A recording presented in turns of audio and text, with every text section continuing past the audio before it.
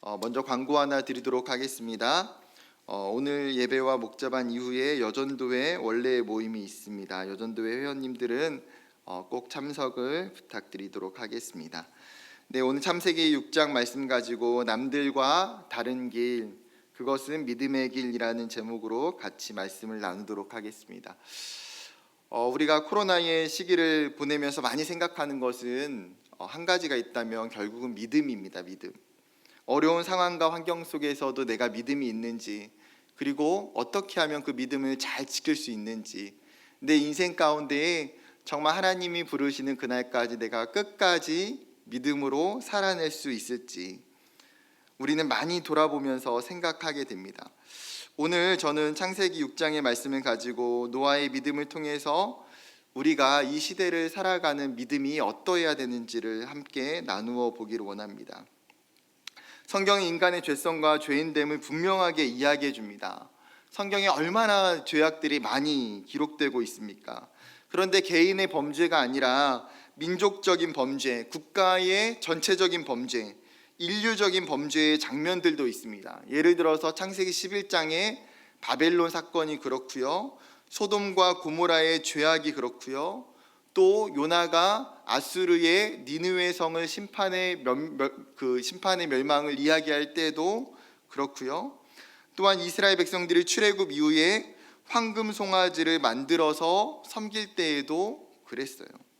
가나안 땅에 들어간 이후에도 우상 숭배의 사건들을 보면서 단순히 한 사람의 개인적인 범죄를 넘어서 국가적으로 또는 민족적으로 인류 전체가 죄의 보편성을 가지는 것들을 보게 됩니다. 그 중에 어쩌면 가장 첫 번째의 인류 보편적인 범죄 시대는 아마 창세기 6장일 것 같습니다. 인류는 아담으로부터 10대가 흘렀습니다.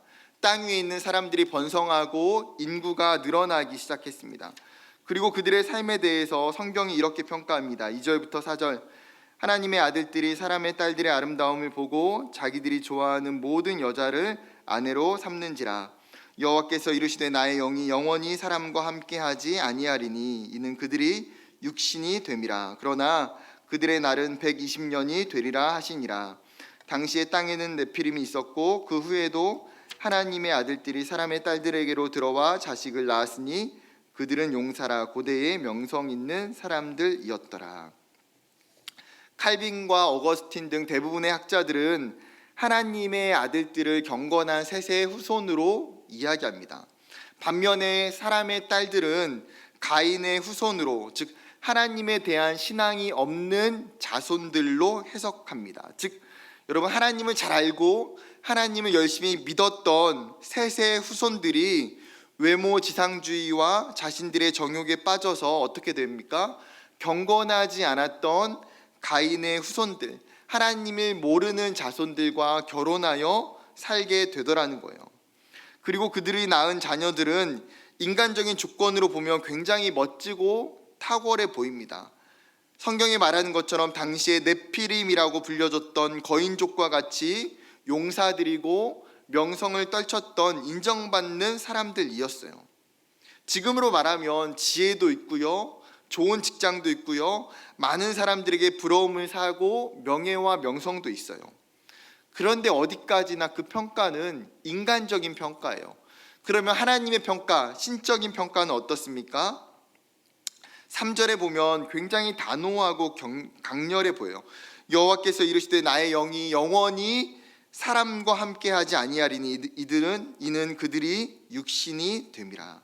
쉽게 이야기하면 하나님의 영, 하나님의 은혜와 하나님의 은사가 영원히 이제는 사람과 함께하지 않을 거라는 거예요. 왜요? 너희들이 육체로 말미암아 정욕을 따라 사는 존재가 되어버렸기 때문에. 하나님이 계속해서 창조 세계와 인간을 주목하시고 살펴보시면서 이렇게 말씀하세요. 사람의 죄악이 세상에 가득했다. 그리고 그들이 마음속에 생각하는 것이 다 악할 뿐임을 보시고. 인간의 마음속이 어떻다는 거예요? 온통 악한 생각들이 가득하다는 거예요. 그들의 생각과 감정과 이성과 의지까지도 악해져 가서 죄에 빠지게 만든다라는 거예요. 이로 말미암아 하나님은 인간의 그 범죄로 인해서 전 인류적인 심판을 계획하셨어요.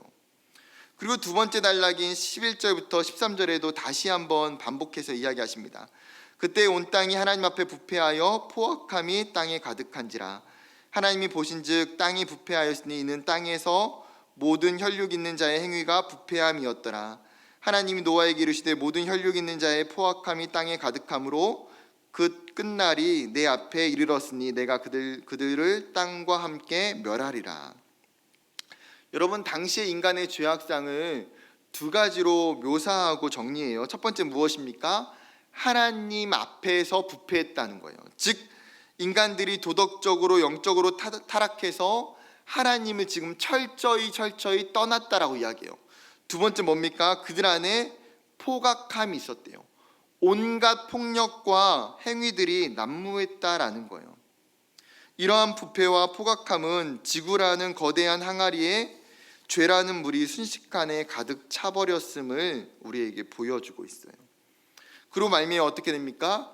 그들과 함께 멸하게 될 것이다. 하나님은 이 땅과 인간들을 멸망시키시기로 결정하세요. 본문을 보면서 두 가지를 생각하게 돼요. 먼저 한 가지는 도대체 그 당시에 인간의 타락이 얼마나 심했기에 사랑의 하나님이, 그것도 인내의 하나님이 이렇게 완강하고 쉽게 완전 멸망이라는 카드를 꺼내셨을까? 제가 그 아이들과 함께 옥스포드라는 그 블록놀이, 여러분 아마 다 자녀를 키우시면서 경험하시고 아이들이 놀았을 것 같아요.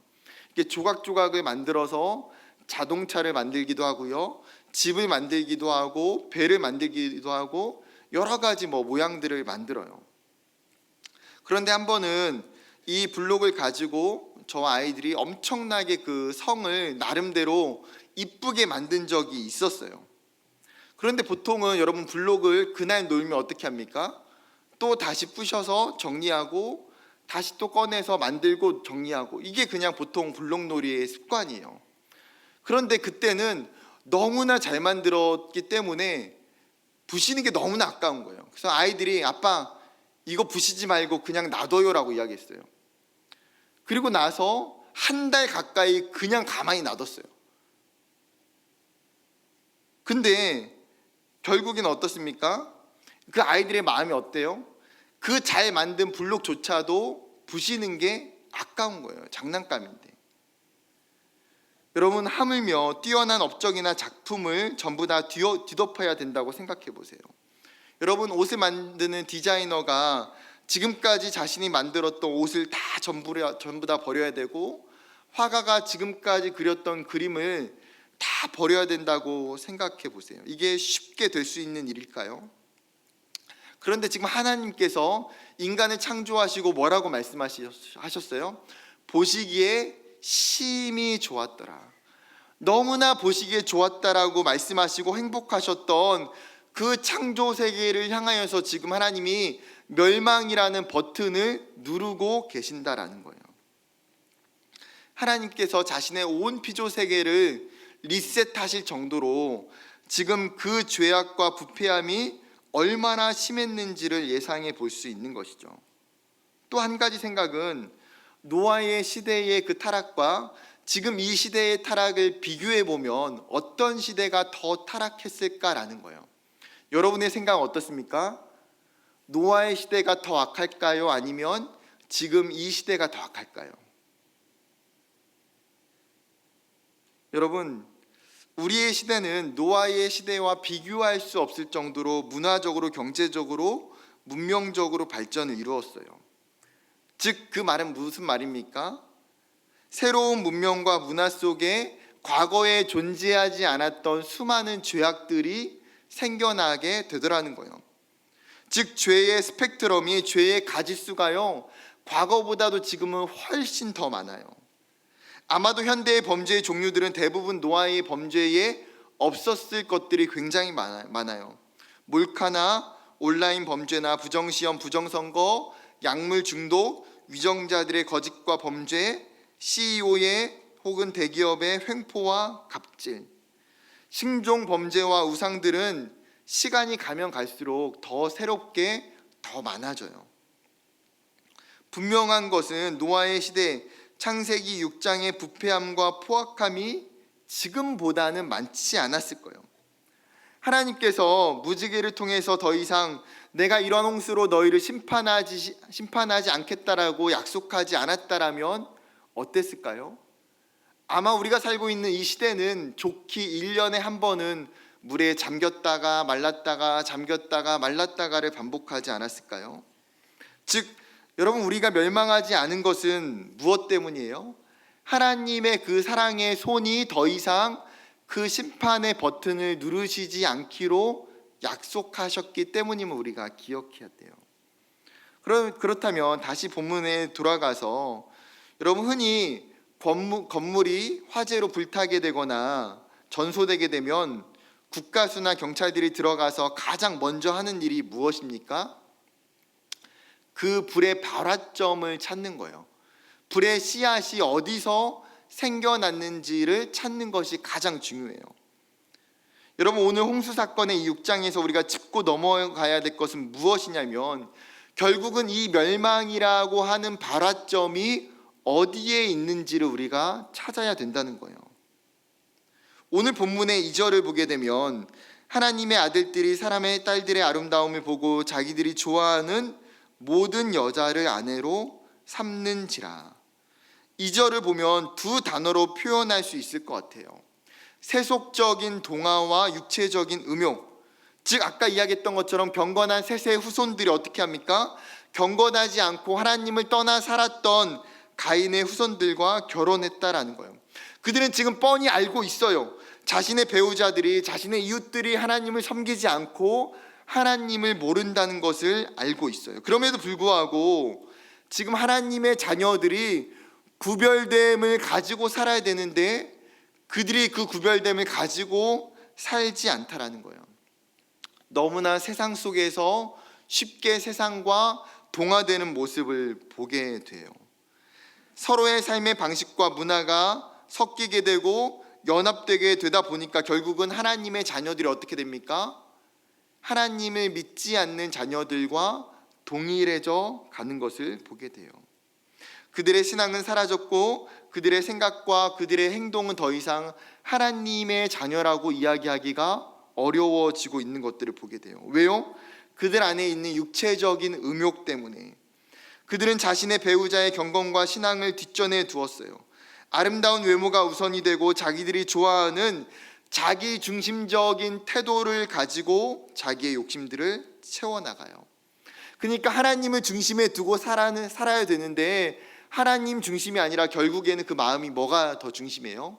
자기가 중심이 되는 거예요. 내가 원하는 것, 내가 필요한 것, 내가 좋아하는 것들을 내 중심적으로 채우려고 하다 보니까 하나님 중심의 생각과 삶은 점점 더 멀어지게 되더라는 거예요. 예수님도 그 노아의 시대를 뭐라고 말씀하십니까? 마태복음 24장 38절에 홍수 전에 노아가 방주에 들어가던 날까지 사람들이 먹고 마시고 장가들고 시집가고 있으면서, 사람들이 홍수가 나기 전까지의 그들의 핵심의 가치와 목적이 뭐라는 거예요? 먹고 마시고 장가들고 시집가는 것, 즉 철저하게 자신들의 육체의 일들, 자신들의 정욕을 채우는 자기 중심적인 태도와 행동이 그들에게 많았다라는 거예요. 그렇기 때문에 죄악이 날로 날로 더 커져갈 수밖에 없는 거예요.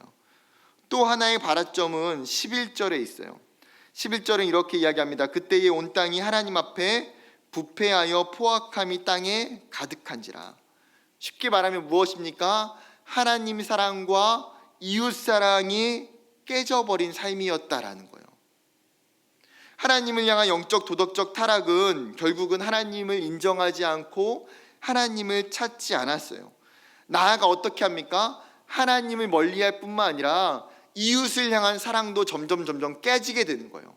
이웃들을 향해서 포악해지고 이웃들을 향해서 죄를 범하게 되고 이웃들을 향해서 악한 행위들을 서슴지 않게 되는 거예요. 그러니까 이 하나님이 인간을 창조하셨던 목적, 하나님을 사랑하고 인간을 사랑하는 그 목적이 완전히 상실되어져 가는 거예요. 오늘 성경의 본문이 가장 먼저 우리에게 말하고 싶은 것이 무엇입니까? 하나님의 심판의 근원은 그것은 어디까지나 인간의 죄 안에 있다라는 거예요. 인간의 죄로 인해서 이 땅이 노아의 시대가 심판을 받았다라는 것이죠. 문제는 여러분, 인간의 죄가 우리 가운데에도 너무나 보편화되고 너무나 일상화되어 가는 시대를 살아간다라는 거예요. 그러면서 점점 우리의 마음 가운데도 어때요? 죄가 둔감해질 수 있는 거예요. 여러분, 이 시대를 살아가면서 믿지 않는 사람들과의 그 세상 가운데 살면서 우리도 경건하게 살아야 되는데, 하나님 앞에 두렵게 살아야 되는데, 우리의 삶이 점점 죄에서 둔해져 갈 때가 많아요. 저 사람들이 저렇게 사니까, 세상에 하나님을 믿지 않는 사람들이 저렇게 살고 있으니까 우리도 저렇게 살아도 되지 않을까라는 생각 속에서 우리가 점점 죄와 둔해져 가는 것들을 보게 돼요. 여러분, 그러나 오늘 본문의 성경은 하나님을 어떻게 이야기합니까? 그 하나님이 그 인류의 모든 범죄들을 보고 계신다는 거예요. 우리의 삶을 관찰하고 계신다는 거예요. 시편의 저자는 이렇게 이야기해요. 시편 11편 4절과 121편 4절. 여호와께서는 그의 성전에 계시며 여호와의 보좌는 하늘에 있으며 그의 눈이 인생을 통촉하시고 그의 안목이 그들을 감찰하시도다. 이스라엘을 지키시는 이는 졸지도 아니하시고 주무시지도 아니하시리로다. 여러분, 하나님은 이 땅을 창조하시고 나서 어떻게 하십니까? 이 땅을 끊임없이 감찰하신다라고 이야기해요. 여러분, 창세기 16장에 하갈의 이야기가 나오면서 여러분, 하갈이 그 여주인 사레를 학대하고 그 뒤에 그로 말미암아 광야로 도망치게 돼요. 아무것도 없는 그 광야에서 자신의 목숨을 지킬 수 없는 그곳에서 하갈이 하나님을 만나게 되고 하나님의 큰 은혜와 사랑을 경험하게 돼요. 그때에 하갈이 하나님의 이름을 뭐라고 부릅니까? 나를 살피시는 하나님이라고 해요. 엘로이의 하나님을 하갈이 경험하게 돼요. 여기서 로이라고 하는 것은 무엇입니까? 바라봄, 목격이라는 뜻이에요. 즉, 하갈은 자신의 인생을 하나님께서 보시지 않고 관심을 갖지 않을 거라고 생각했는데, 자신의 인생에서 찾아온 하나님은 뭐예요? 내가 너의 인생도 여전히 사랑하고 내가 너의 삶을 여전히 바라보고 있다라고 말씀하시는 거예요. 여러분, 하나님은 어떤 인생도 그냥 바라보지 않고 관심을 두지 않는 인생이 없어요. 우리의 인생이 아무리 하찮아도, 우리가 아무리 죄악 가운데 거하고 연약하여도 하나님 우리를 똑같이 바라보시고 똑같이 감찰하신다라는 거예요. 하나님은 애굽에서 고통하며 노예로 살아가는 그 이스라엘의 신음을 내가 그 고통을 들었고 보았고 알았고 기억했다라고 이야기해요. 여러분, 2010년에 국가위원회 보고서에서 한국인이 하루 평균 83회의 CCTV에 찍힌다라고 이야기해요. 여러분, 서울의 길거리를 걸어 다니다 보면 9초에 한 번씩 CCTV에 찍힐 가능성이 있다고 해요.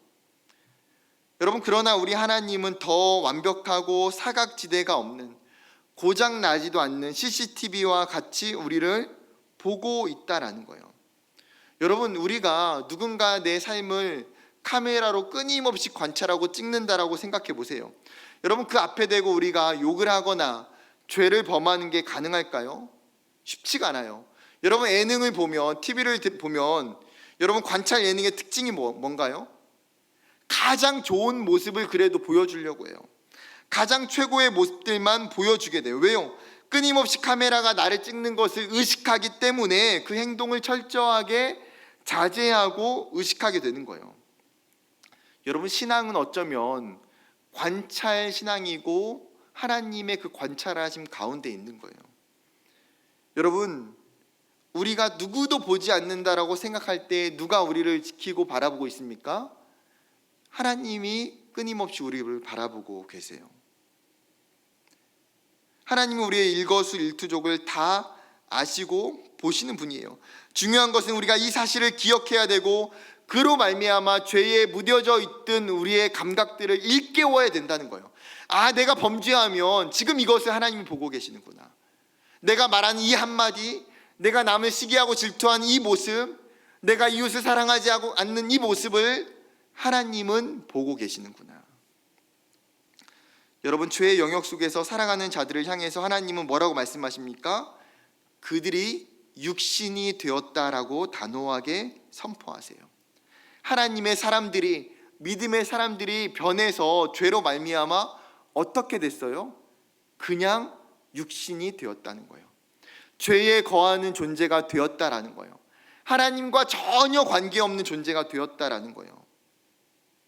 죄에 살면서 그들을 향해서 하나님의 자녀, 하나님의 백성, 하나님의 성도라고 이야기하지 않는다라는 거예요. 하나님께서 우리의 삶을 보시면서 단호하게 기도야 너가 육신이 되었다라고 말씀하시면 여러분, 우리가 얼마나 두려울까요? 우리의 삶을 향해서 하나님이 너가 너의 죄로 말미암아 육신이 되었다라고 말하면 여러분, 우리가 얼마나 두려울까요? 사랑하는 성도 여러분, 이 시대의 믿음으로 사는 것은 끊임없이 죄를 멀리하는 거예요. 노아의 시대보다 더 죄가 많은 시대 속에서 끊임없이 죄를 구별하면서 살아가는 거예요. 그것이 결코 쉬운 일이 아니에요. 끊임없이 죄의 유혹을 받고 죄를 저지를 수밖에 없지만, 그럼에도 불구하고 그 죄로 말미암아 굉장한 고통과 어려움 가운데에 결단하며 그 빠른 죄의 조류 속에 휘말려 들어가지 않도록 우리가 살아야 한다라는 거예요. 사랑하는 여러분, 죄를 멀리하고 끊임없이 죄와 싸우는 믿음과 신앙이 있기를 주님의 이름으로 축복합니다. 다시 본문으로 돌아와서 이러한 죄의 보편적인 시대 속에서 죄를 거부했던 한 사람이 등장합니다. 우리가 주일학교부터 가장 많이 들었던 사람이에요. 노아예요. 그 노아를 9절에 뭐라고 기록합니까? 이것이 노아의 족본이라. 노아는 의인이요 당대의 완전한 자라. 그는 하나님과 동행하였으며. 여러분, 9절의 평가를 보면서 우리가 굉장히 나와 노아의 모습이 괴리감을 느끼게 되곤 해요. 그래서 우리는 종종 쉽게 단정해요. 노아나 가능하지. 노아에게 있어서 믿음이 있었으니까 가능하지. 나는 노아와 같은 믿음이 없어서 노아와 같이 사는 것이 불가능해 라고 생각할지도 몰라요. 그런데 여러분, 9절에서 기록하고 있는 노아의 세 가지 특징은 우리가 오해하는 것처럼 완벽주의적인 신앙인을 가리키는 표현이 아니에요. 노아가 죄가 없기 때문에, 노아가 완벽한 의로운 믿음이 있었기 때문에 하나님이 그를 의로운 자라 이야기했습니까? 그렇지 않아요. 만약에 그렇다고 하면 창세기 9장에 가서 마지막에 노아의 모습을 기록하면서 그 노아의 범죄를 빼놓아야지 성경이 더 일관성이 있어요. 그런데 9장 후반부에 어떻습니까? 노아의 홍수가 끝나고 노아가 농사를 짓고 포도나무를 심게 돼요. 그 포도나무를 수확해서 포도주를 만들어서 노아가 취해버린 채 장막 안에서 벌거벗음으로 말미암아 죄를 짓게 되는 것들을 보게 돼요. 이것만 봐도 노아가 완벽하지 않았다라고 말하기 쉽지 않아요. 그렇다면 하나님은 왜 노아를 의인이라고 했습니까? 여기서 의인이라는 것은 죄가 완전하게 없는 것을 이야기하잖아요. 여러분, 의인은 누가 의인이에요? 하나님을 믿음으로 말미암아 살아가는 자를 하나님께서 의롭다 칭해 주시기 때문에 의인이 되는 거예요. 여러분, 내 노력과 내 의지와 내 결단으로, 우리의 열심으로 인해서 우리가 의인이 되는 게 아니에요. 하나님이 우리를 의롭다고 이야기하시기 때문에 우리가 의인이라는 거예요. 노아가 의인이라는 것은 그렇기 때문에 그 당시에 하나님을 떠나서 신앙이 없는 사람들과 달리 하나님을 믿는 믿음 안에 거하는 자라고 이야기하는 거예요. 우리가 이 시대 가운데 믿음 안에 살기를 결단하고 믿음 안에 살기를 끊임없이 노력하면 하나님이 우리를 뭐라고 말씀하세요? 이 시대 가운데의 의인이라고 이야기하시는 거예요. 두 번째 특징은 완전한 자라고 이야기해요. 이 완전한 자라는 원어의 뜻은 흠없고 건전한이라는 뜻을 가지고 있어요. 도덕적으로 완전 무결한 것이 아니라 여러분, 그의 생각과 행실이 건전하고 온전했다라는 거예요. 세상 사람들은 쾌락주의적으로 자신의 육체의 즐거움을 쫓아 살았다라면 노아의 삶은 어땠다라는 거예요? 그의 마음과 그의 생각이 이 시대 가운데에 끊임없이 바르게 살기를 힘썼다라는 거예요. 하나님 앞에서 건전한 길을 가기를 힘썼다라는 거예요. 이 시대의 죄악을 멀리하고 이 시대 가운데에 온전히 살기를 노력했다라는 거예요. 세 번째 특징은 하나님과 동행했다고 이야기해요. 동행이라는 말은 무엇입니까? 친밀한 관계, 친밀한 교제를 지속하는 거를 동행이라고 이야기해요. 노아는 세상 속에서 사람들과 동행하는 것보다 누구와 동행하는 것을 우선시했어요? 하나님과 동행하는 것을 우선시했어요. 하나님을 만나고 하나님과 교제하고 하나님의 뜻을 구하고 하나님의 사랑 안에 거하는 것. 사랑하는 여러분, 여러분의 삶도 하나님과 동행하는 삶을 살고 계십니까? 하나님과 가까이 하는 삶을 살고 계십니까? 하나님과 교제하는 시간들이 여러분에게 있으신가요? 그렇다면 여러분도 하나님과 동행하고 계신 거예요. 여러분, 노아는 믿음의 사람이에요. 그가 믿음의 사람이라고 말할 수 있는 것은 여러분 결론적으로 무엇입니까? 그의 마음속에 하나님이 가득 찬 거예요. 하나님 제일주의, 하나님을 가장 사랑하는 것, 하나님이 가장 우선이 되는 것. 여러분, 하나님이 없는 신앙은 그것을 믿음이라고 이야기하지 않아요. 믿음은 결국 무엇입니까? 하나님으로 채워지는 것이 믿음이에요. 그렇기 때문에 히브리서 11장은 이렇게 이야기해요. 쉬운 성경으로 읽어드리면 믿음은 우리가 바라는 것들에 대해서 확신하는 것입니다. 또한 보이지 않지만 그것이 사실임을 아는 것입니다. 좀 더 설명하면 믿음은 뭐예요? 실제로 드러나지 않지만 보이지 않는 하나님에 대해서, 하나님 나라에 대해서 내가 확신을 갖고 그것이 사실임을 붙들고 살아가는 것.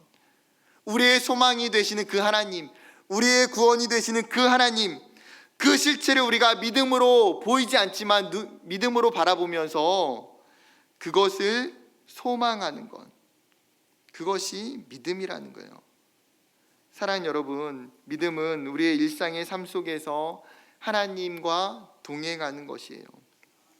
믿음은 내 삶이 나에게 달려있는 것이 아니라 하나님께 달려있는 것임을 인정하기 때문에 내 삶을 하나님께 맡기는 거예요.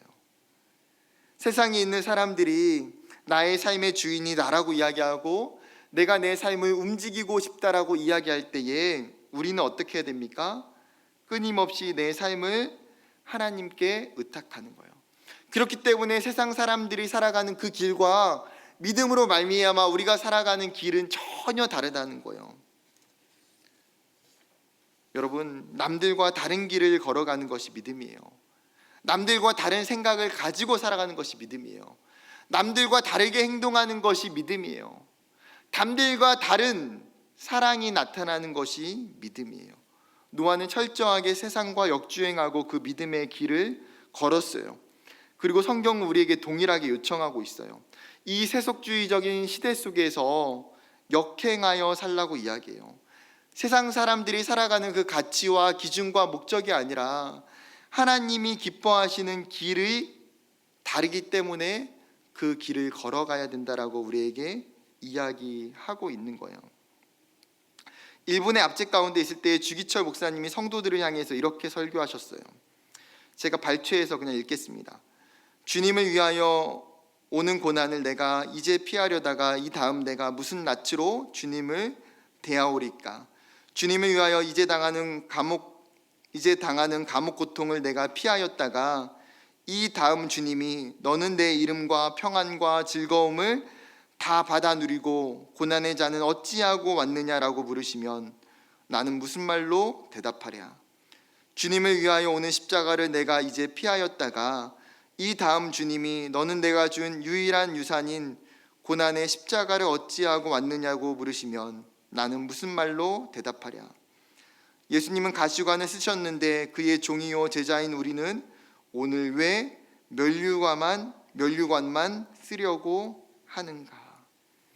여러분, 주기철 목사님이 고백하는 것이 무엇입니까? 내가 내 앞에 주어지는 고난과 그 아픔의 길을 내가 피한다고 해서 내가 나중에 주님 앞에 설 때에 어떻게 당당할 수 있느냐라는 거예요. 내가 세상 사람들과 똑같은 길, 세상 사람들과 똑같은 믿음으로 살 때에, 그리고 난 이후에 내가 주님 앞에 서서 어떻게 믿음으로 살았냐라고 이야기할 수 있느냐라는 것이죠. 여러분, 우리가 세상의 길, 죄의 길로 갔다가 하나님 앞에 설 때 뭐라고 이야기할 수 있겠습니까? 오히려 여러분, 이 땅이 멀고 좁고 험할지라도 주님 앞에 설 때에 믿음의 길을 잘 걸었다가 정말 주님이 말씀하실 때에 착하고 충성된 종이라고 그렇게 들을 수 있는 저와 여러분이 되기를 원해요. 여러분, 그것은 결코 세상의 길과 분명하게 다른 길임을 우리가 기억해야 돼요. 이제 마지막 단락입니다. 14절과 22절에 하나님이 방주를 만들라라고 이야기하세요. 우리가 아는 것처럼 그 방주가 얼마나 커요. 그 방주의 길이를 지금 현대의 가치로 이야기하면 기차로 522칸 정도가 될 거라고 이야기해요. 지구상의 온 종류의 동물들이 다 들어가야 되니까 얼마나 컸겠어요. 배가 3층으로 높게 지어진 그 배가 얼마나 컸겠습니까? 심지어 노아는 하나님의 명령을 받고 그 배를 120년 동안 만들어요. 그리고 그 배를 홀로 그는 그 사명을 감당하게 돼요. 성경 어디에도 노아가 방주를 만들 때 함께 했다는 기사가 나오지 않아요. 그나마 추측할 수 있는 것은 노아와 함께 방주에 들어간 그의 자녀들과 가족들이 이 일을 함께 했을 거예요. 여러분, 1년도 아니고 10년도 아니고 20년도 아니고 방주가 완성되지도 않고 홍수가 내려지지 않아요. 그럼에도 불구하고 수많은 사람들이 노아를 보면서 미쳤다라고 이야기할 때에 노아는 어떻게 이야기합니까? 사람들의 말에 귀를 기울이지 않아요. 노아의 평가가 22절의 이야기예요. 노아가 그와 같이 하여 하나님이 자기에게 명령하신 대로 다 준행하였더라. 뭐예요? 하나님이 명령하신 대로 다 준행하였다는 거예요. 한 번도 의심하지 않고, 한 번도 하나님께 의문을 품지 않고. 여러분, 우리 같으면 얼마나 많이 의심하고 하나님께 질문할 수 있겠어요? 하나님, 정말 홍수가 있기는 합니까? 하나님, 정말 물로 이 땅을 멸망하긴 하십니까?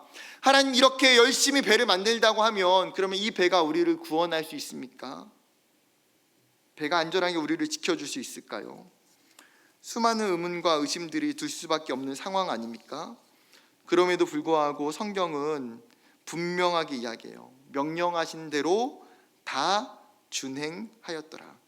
히브리서 기자는 노아를 향해서 이렇게 기록합니다. 히브리서 11장 7절, 믿음으로 노아는 아직 보이지 않는 일에 경고하심을 받아 경외함으로 방주를 준비하여 그 집을 구원하였으니 이로 말미암아 세상을 정죄하고 믿음을 따르는 의의 상속자가 되었느니라. 여러분, 노아는 믿음으로 말미암아 보이지 않는 것을 언제 이루어질지 모르는 사명 앞에 순종함으로 준비하고 구원을 얻었다라는 거예요. 여러분, 우리의 믿음이 이 믿음 되기를 원해요. 하나님, 우리의 삶이 보이지 않고 때로는 우리의 길이 정말 보이지 않을 때에도 하나님, 우리가 주님이 말씀하신 것대로 순종하며 살기를 원합니다. 하나님, 세상 사람들과 다르게 세상 사람들이 나의 삶을 어떻게 비난하고 어떻게 조롱하고 어떻게 이야기할지라도 하나님, 내가 흔들림 없이 믿음 안에 굳건히 설 수 있게 주님 도와주십시오.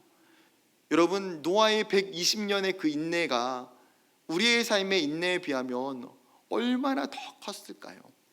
여러분, 코로나 시대를 지나면서 2년, 3년 우리가 이 어려운 시기들을 믿음으로 보내는 것도 쉬운 일은 아니에요. 그럼에도 불구하고 하나님이 우리에게 원하시는 모습은 어떤 모습이에요? 노아와 같은 모습이에요. 하나님의 때를 기다리며 끝까지 기다리는 것, 하나님의 그 약속을 기다리며 끝까지 믿음으로 살아가는 것. 우리가 기도하는 제목들이 많아요. 우리가 하나님 앞에 간구하는 문제들이 많아요. 우리가 우리의 자녀들을 놓고 하나님 앞에 믿음으로 소원하는 부분들이 있어요. 우리의 가정을 통한 하나님의 계획들이 우리 가운데 있어요. 그럴 때에 하나님, 우리가 그 약속을 믿음으로 말미암아 끝까지 내가 순종할 수 있게 도와주십시오. 끝까지 변함없는 믿음으로, 여러분, 흔들리지 않는 그 믿음으로, 하나님 앞에 절대적으로 순종하는 그 믿음으로 나아갈 때에 결국은 하나님이 어떻게 하세요? 노아를 통해서, 노아의 방주를 통해서 그의 삶과 그의 가족을 구원하세요. 결국은 뭐가 노아를 구원하게 이릅니까? 믿음이 구원받게 하는 거예요. 그의 열심도 아니고 그의 인내도 아니에요. 결국은 뭐예요? 결국은 믿음이 구원에 이르게 하는 거예요. 여러분, 우리에게 그 믿음이 있기를 원해요. 하나님을 사랑하는 그 믿음, 그 철저한 믿음으로 말미암아 이 시대를 살아가는 저와 여러분 되기를 주님의 이름으로 축복합니다.